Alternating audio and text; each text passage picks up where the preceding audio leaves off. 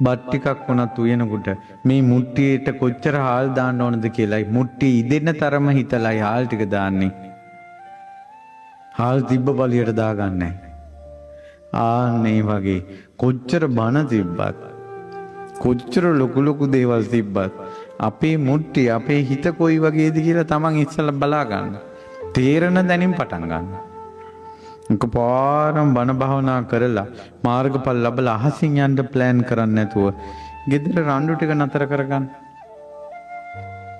ලොකු දෙයක් ඒක.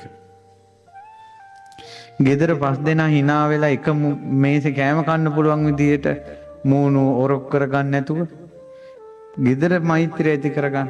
තුන් ලෝකයක් සූපත් වේවා කියලා මෛත්‍රිය වැඩි වෙන තුනට කමන්නේ.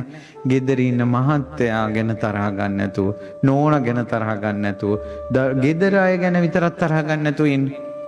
අද තියෙන්නේ මොකද්ද? ගමේ මිනිස්සු ඔක්කොමත් එක්ක හොඳයි. ගෙදර වුන් එක රණ්ඩු වෙන්නේ.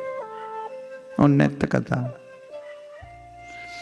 ඒ නිසා නිවන කියන එක සුගතිය කියන එක පන්සලේ හෝ අසපුවේ හෝ තියෙන දෙයක් කියලා හිතන්න එපා.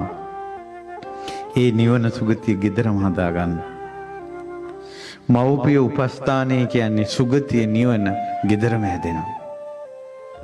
මව්පිය උපස්ථානය